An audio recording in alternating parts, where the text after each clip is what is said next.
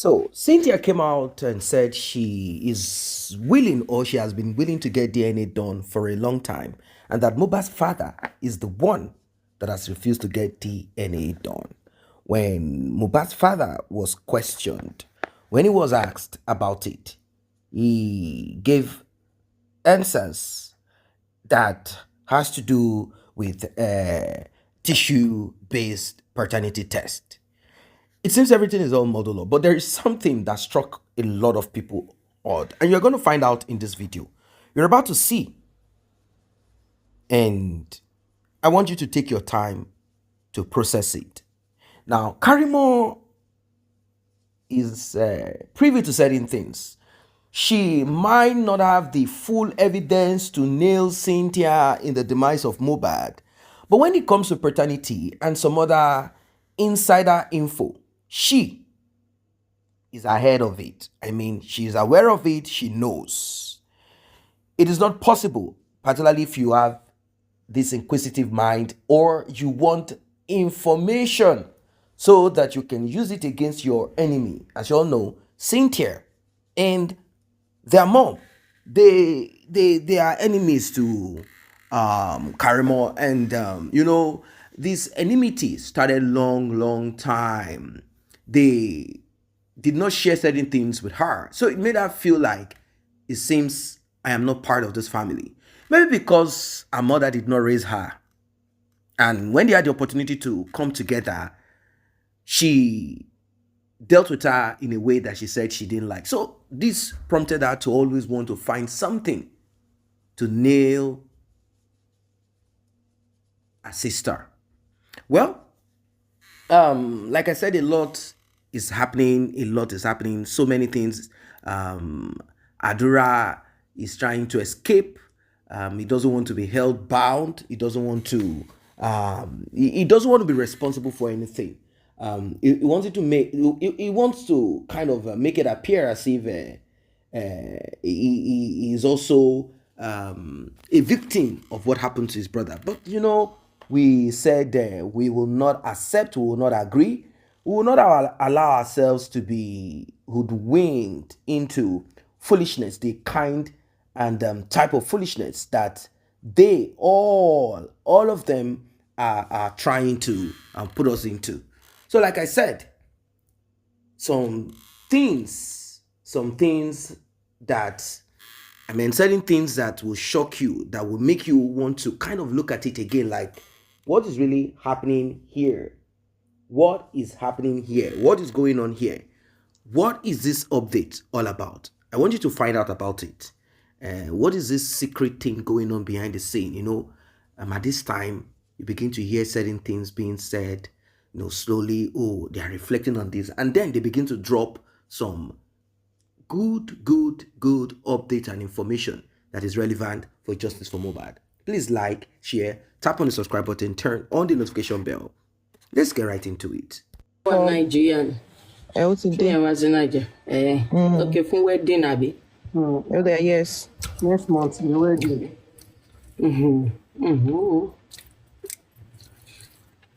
Àṣànà náà lè rẹ̀ ní tó máa fòun náà kópa lọ Tanzania.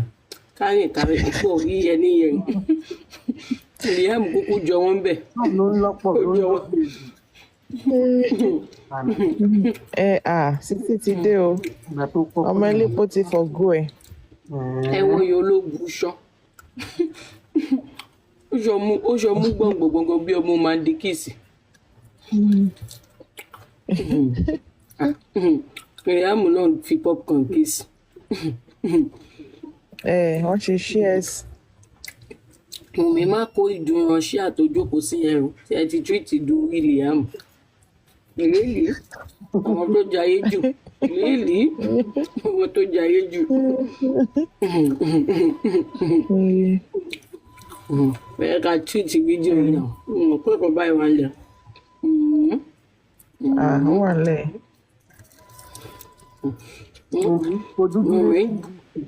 Ọmọ ti tó wé.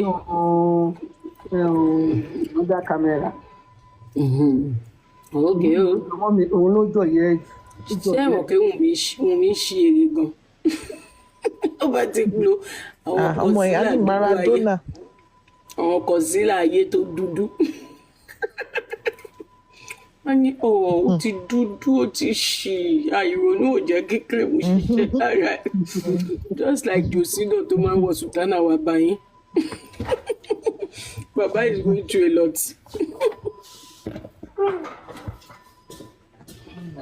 a ti ṣe makeup fẹ́rẹ́fẹ́ tó máa dàbẹ́ ni pé yà ń jẹ́ Bẹ́ẹ̀ni bó ṣe rí nínú. ẹ rí irun tó ṣe gan ni. Ghana weaving yẹn mọ̀ pé Ghana weaving dẹ̀ máa ń mú ojú èèyàn tán ni.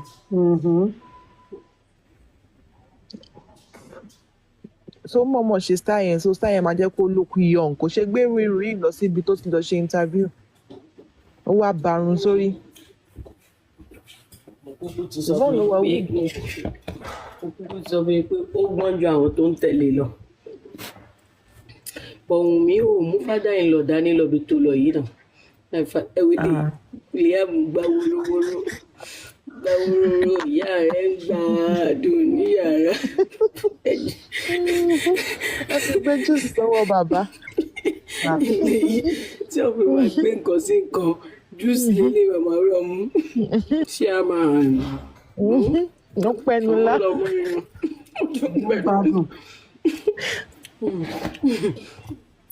lọ́rẹ̀ gbọ́dọ̀ yàbọ̀ lọ́ wà fún wíkẹ̀ndì torí wọ́n lọ sílé wọn náà níbi bíi. Ogun wa wà òkè. Come. Oh, I touch your leg, Priscilla. You can touch his leg. You can touch his leg. You can touch your head. Touch your leg. ọmọ ṣe peace out. Bàbá ti mú drink mi. That's right. ọmọ ìmọ̀lẹ̀ ọmọ ìmọ̀lẹ̀. Wọ́n rí ní sẹ́mi ti bá gbọ́ tí kọfí bá gbọ́ ọmọ ìmọ̀lẹ̀. Ṣé wájà kọfí o? Wọ́n fẹ́ jẹ dragon. Touch your leg. Pichiya. Pichiya. I don't know what you're doing again. No.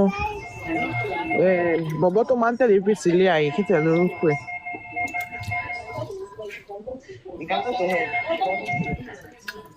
Ṣé àwọn àtọ́kọ̀ ẹ̀ wọ́n ṣe bí childish. ọmọ kékeré náà ni wọ́n tẹ́lẹ̀. Bí ọmọdé. ọmọ ìmọ̀lẹ̀.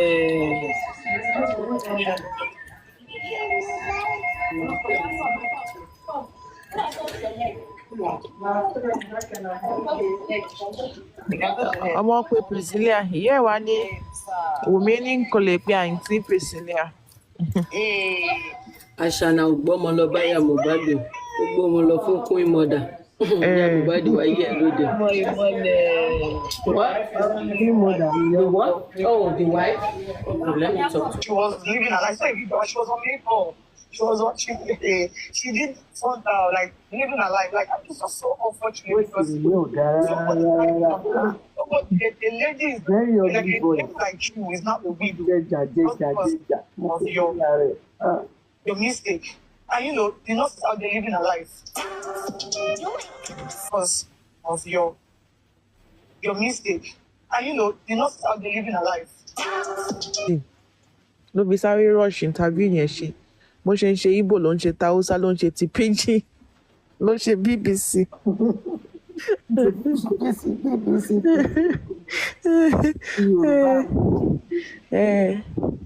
Hausa nìkan la ṣì ń dúró dè torí ó ti sọ pidgin.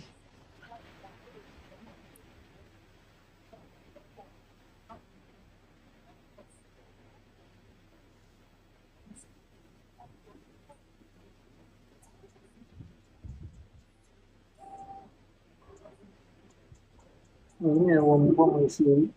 Tẹ́lẹ̀ ìjọ MOHBAD. níbo. Kò tiẹ̀ sí traces MOHBAD kan báyìí láàrin. Nothing. Nothing like MOHBAD.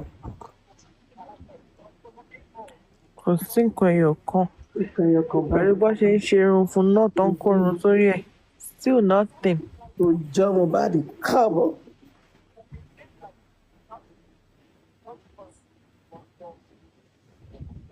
torí ojú ọmọ yẹn gbọ́rọ̀ lọ síwájú ni ó tún wá ní ẹnu ṣamṣam wọ́n á rí ẹnu ṣọṣọrọ. bí ẹ̀rọ ọlọ́gì. Bóò ni náà rẹ ẹnu ẹ̀ ṣọṣọrọ ni. Wọ́n wá ta síta gangan bí eyín ṣámúgà. Wọ́n wá kéjì sẹ́nu.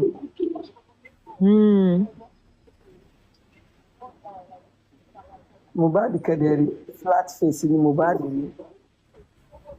kò dẹ̀ lẹ́jì Kò dẹ̀ léjì. ó dẹ̀ ní good set of teeth.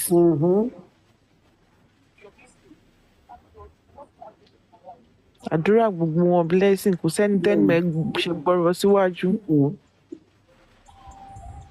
Ẹwẹ́ nu ọmọ ẹwẹ́ nu. Ẹwẹ́ tí ọmọ bó ṣe ní ó ṣe ṣọṣọrọ báyìí bí pẹ́ńsì. Ètò ọmọ yí ó yí ráǹdì báyìí ó wá ṣí sípò báyìí. ibi tó tún da tọ́ lẹ́nu. Ọmọ ọdún méjì tí ò mọ ọ̀rọ̀ ẹnu ẹ̀ ò kí ẹ̀. Olùgbọ́ nǹkan tó ń sọ. Tẹ́tẹ́tẹ́tẹ́tẹ́. tó ń ráhùn sọ̀rọ̀. Ó ń ráhùn sọ̀rọ̀ ni ó ń ráhùn imú. Ọmọ yẹn ń fi imú sọ̀rọ̀ kò tún clear dáadáa. ẹ̀rín. Ẹ̀wẹ̀ nu ọmọ. at least by now ọmọ 2 years kò yẹ kó sì máa domi ẹnu.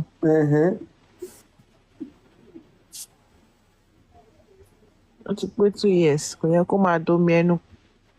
Dọ̀dọ̀yọ̀ ọmọ dọ̀dọ̀yọ̀ tó máa ń domi lẹ́nu dọ̀dọ̀yọ̀.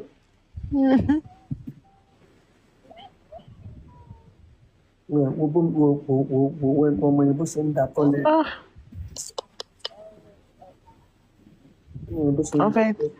wọ́n kàn fẹ́ ti ọmọ yìí mọ́ Mohbad by force. Bẹ́ẹ̀ tì mọ́ lọ́rùn. Wọ́n 2 years máa da tọ́ bẹ́yìn.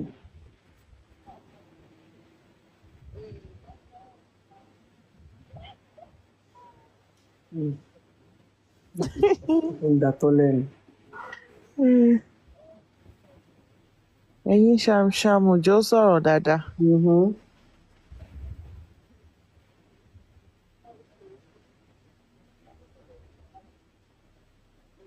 Orí ẹ̀ gan gidigbo. wọ́n fi irun kọ́va ẹ̀.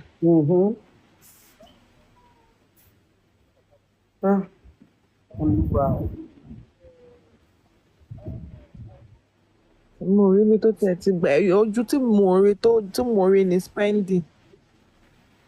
Ojú spending náà lèmi náà rí ń bẹ̀. ó mójú spending.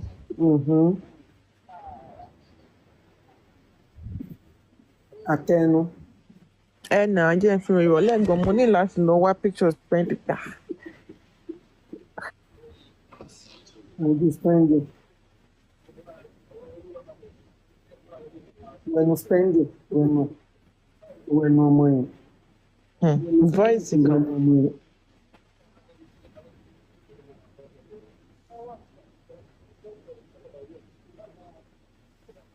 agbọ́mọjó lọmọ mojú òun náà ló claim pé òun gbọ́mọ òun ṣáájú ọmọ òun gbọ́mọ ńlẹ̀ńlẹ̀. Máa wo fèsì spending dáadáa ọmọ yẹn jọ spending.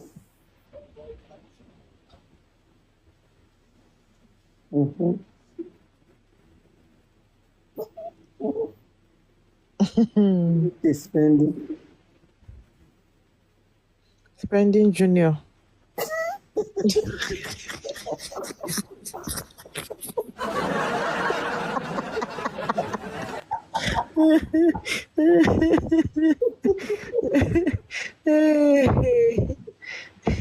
àbí náà.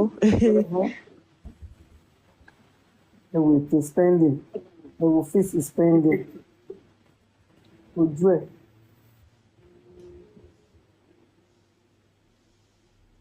torí spending náà mi mọ nǹkan tó ń wáìdì ẹnu kò ṣe náà tó náà ti lọ ń kó kinní sẹ́yìn láti fi correct ẹnu láti fi correct ẹyin ṣamṣam. Ó lọ kọ́ irinṣẹ́ ni sẹ́yìn. O rí pé spending méjì ni. tẹ́yìn.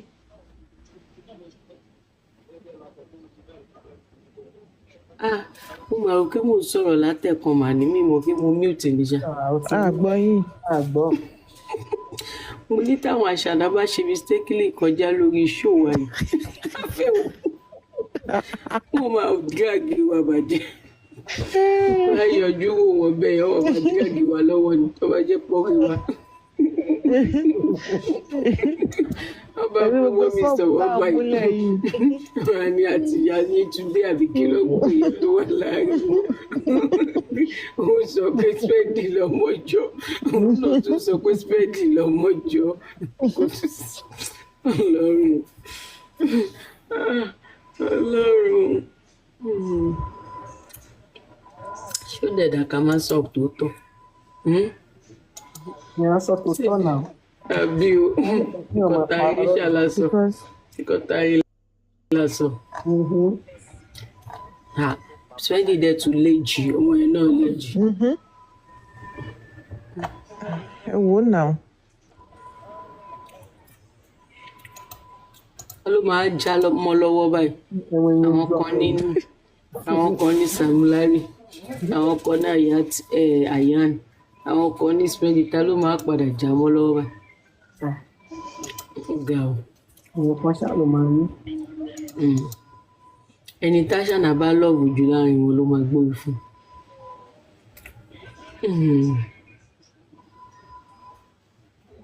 Ẹ wá dẹ̀ jẹ́ MOHBAD ló lọ́ọ̀bù jù.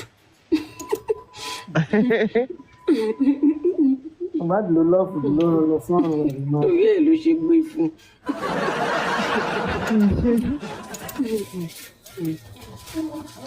Torí òun àti spending yẹn náà wọ́n close gbà tó ń jà náà spending ló ń sọ òun gbọ́mọ sọ́wọ́ òun gbọ́mọ ṣe gbá òun gbọ́mọ sáyà. Bàbá mú bàbá, a jẹ́ kó bóun da iṣẹ́ wàhálà ẹ̀ lù. Ó yá gbà nǹkan ẹ̀. Agbọ́mọjó lọmọ bójú. Bàbá ń gbé nǹkan mi, bàbá máa jẹ́ ṣáàbà ń gbé nǹkan mi.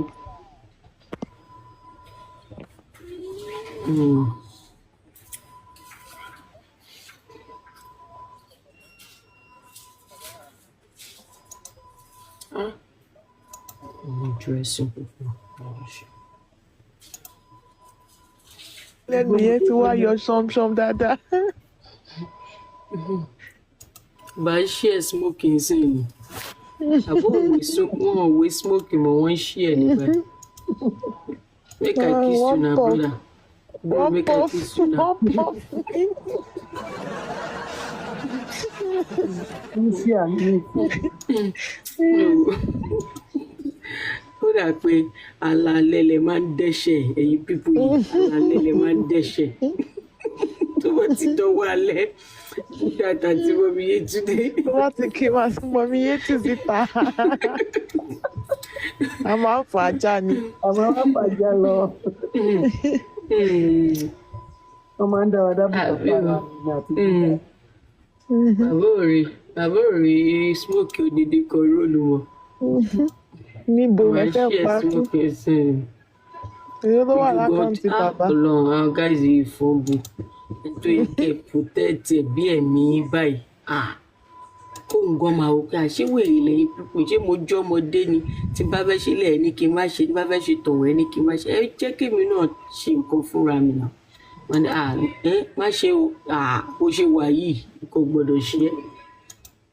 Bí àṣà bọ̀dá mú ìdí wọn ní kò níṣẹ́ mi yín o ẹ̀dẹ̀ lajú yín lẹ̀ ẹ̀ lajú yín lẹ̀ jẹ́ kí nǹkan ṣe MOHBAD kò níṣẹ́ mi yín kí wọ̀ yìí ní àìbọ̀ tó tó gbódògbà kó ràn án lẹ́bi full light ó dẹ̀ jẹ́ kí nǹkan ṣe MOHBAD gbogbo ti dà èmi á mọ MOHBAD mi ní máa pò á fún close market máa ṣí létí ṣe gbogbo ẹ̀ pé kò ní kàn mí ni á kàn mí náà orí yẹn máa kàn mí náà owó tó pọ̀ tí ó tán òbítíbitì owó ajé ògúngún ló sọ.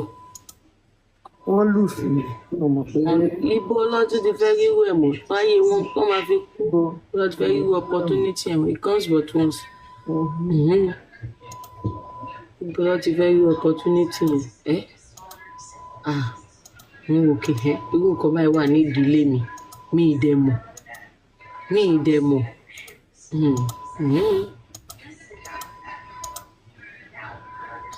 Sẹ́ńdì onírun Ṣàngó lórí. Ah.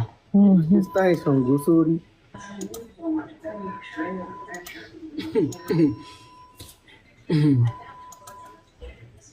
Àti mo bá Wọn ti lè wà ẹ́bà sọ pé òun iṣẹ́ ni. ṣe dáadáa tó ń gba sálárì. Kò sí fried rice Àwọn ológo olóòlù lógo. ló pè fún kókó máa dírẹ́sì àwọn ọmọ ń sìn. Kò sí fried rice ológo lógo mọ́. Ṣùgbọ́n òun ló máa ń dírẹ́sì fún Ọ̀rọ̀ ra fried rice ìfẹ́ rẹ̀ gan. Débi tán máa rírà lógo. Bí tán bá ti jẹ láàárọ̀ lọ́ máa gbé dalẹ̀. Àwọn ò dẹ̀ ráyè cash out bí tàwọn tó kù. Lifestyle wọn lọ́mọ yẹn ti gbérọ́ kalẹ̀ fún Gistlover, ó ti bẹ́. Ọmọ olè. Ó ti bẹ́ ń tiẹ̀. Tó bá yẹ pé lè tẹ̀ tó wá rọra wà lórí pẹ̀lú àwọn yèyé Kúdí. Maybe òun náà máa láìpẹ́ máa wà ókè ju bó ṣe Ó wà. lè padà travel náà. Westo bá yé ẹ̀jẹ̀ ìyẹn fi mẹ́kọ̀ọ́ owó já jùlẹ̀. Ó wá Ṣé explain ìbùkún ni ní Westo? fósì. Where do you go, Westo? Ẹ bá ń wá ìjàpá tí ò kú. Westo lè jẹ́ kù. Ìjàpá ọlọ́gbọ́n ẹ̀wẹ̀. lọ́gbọ́n ẹ̀wọ̀n.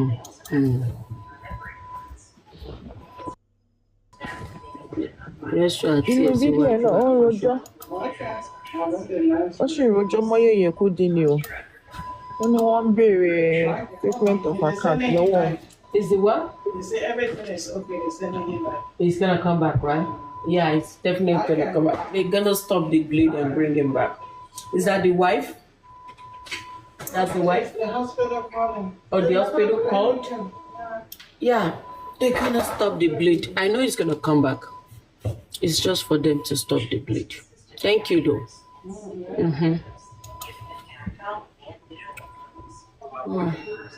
Yeah, take a break. I think Gemma tún ṣiṣẹ́. Èmi Sunday ni tó dàbí Monday. Wọ́n yàn kan lọ sí hospital. Ẹ̀jẹ̀ dà ń yá mú ẹ̀. Kò ti stop ẹ̀ títí kò dúró. Wọ́n bá wọn lọ hospital. Ó dẹ̀ ní. I have always looked at it and I've kind of always, that is the truth of it. I've always looked at it and I'm like, you know what? It seems this child, there is a resemblance, a huge, big resemblance of spending and this little boy. You know the thing about children, when they begin to grow up, at first, there could be some kind of confusion. But when you take your time to kind of observe them, you will begin to see full, similarity between maybe the father or the mother. In this case, Wu is the father of this little boy. Wu is the father of this little boy. Now, there are several atrocities that has been said to have been committed by Cynthia when it comes to having extracurricular activities outside of the life of MOHBAD. A girl like this, with the way she speaks and the way she behaves, she might want to tend or tilt towards certain people. And it has been said countless times,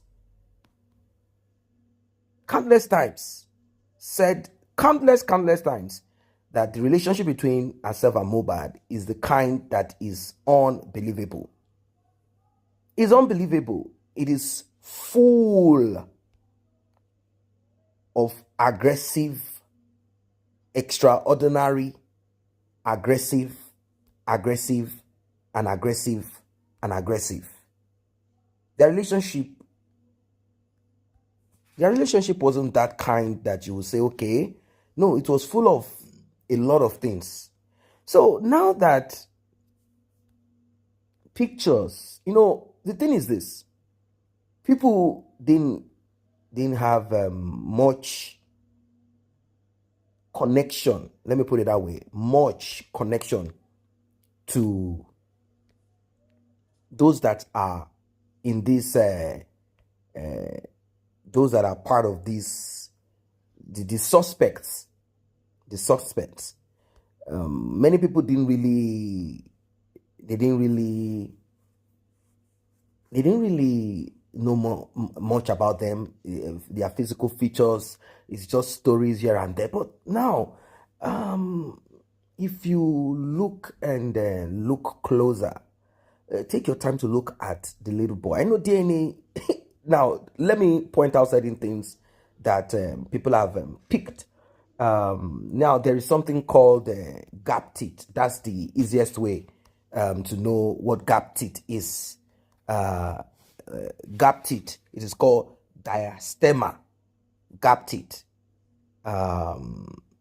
It happens most of the time between the two front teeth.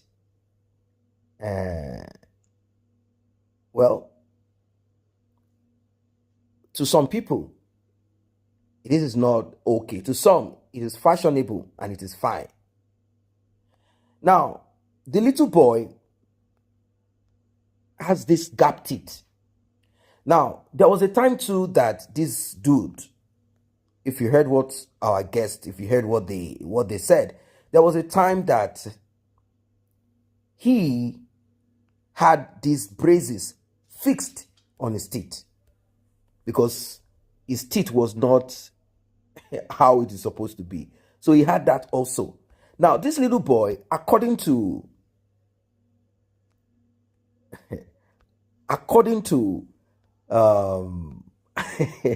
is so funny. Well, according to family members, this little boy has the same kind of teeth structure like MOHBAD's friend. Now, when you talk about transformer, you know what it means. A lady that is transforming everywhere. Now, there was a time that Spending said,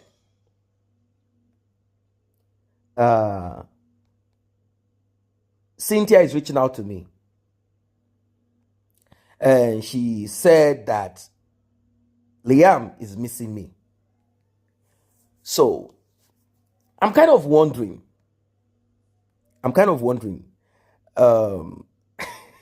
This is serious, right? This is serious. Is this one of? Come on, this is crazy. Like, this is unbelievable. I want you guys to pay attention to this thing because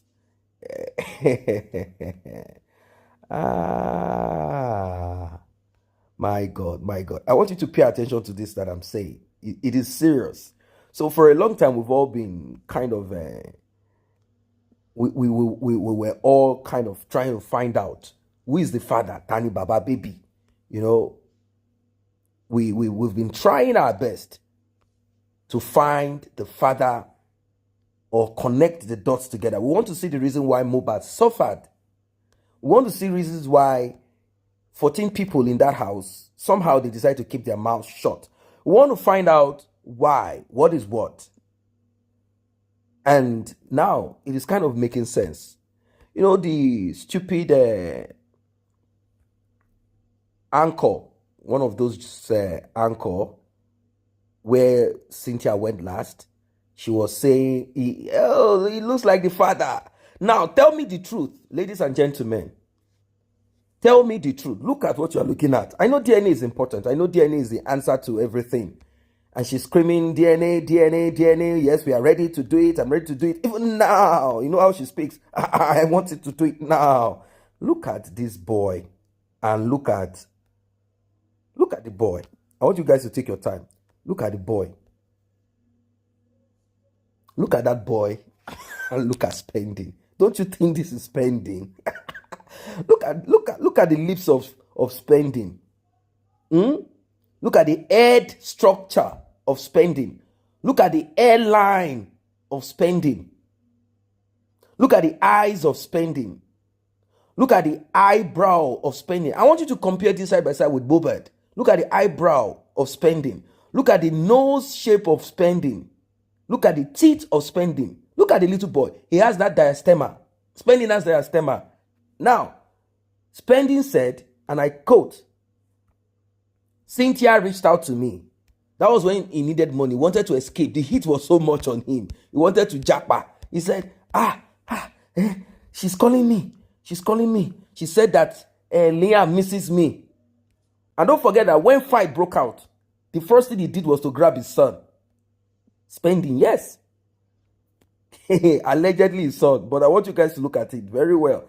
The first thing he did, he said it countless times, even at the house when issues came up, the first thing he grabbed his own son. Like, if these ones want to RIP themselves, they can go ahead. But my own son must be kept. This is fire for fire. When I say there is fire on the mountain, run, run, run. This is unbelievable. When I say unbelievable, just believe me that this is unbelievable. Wow. Well,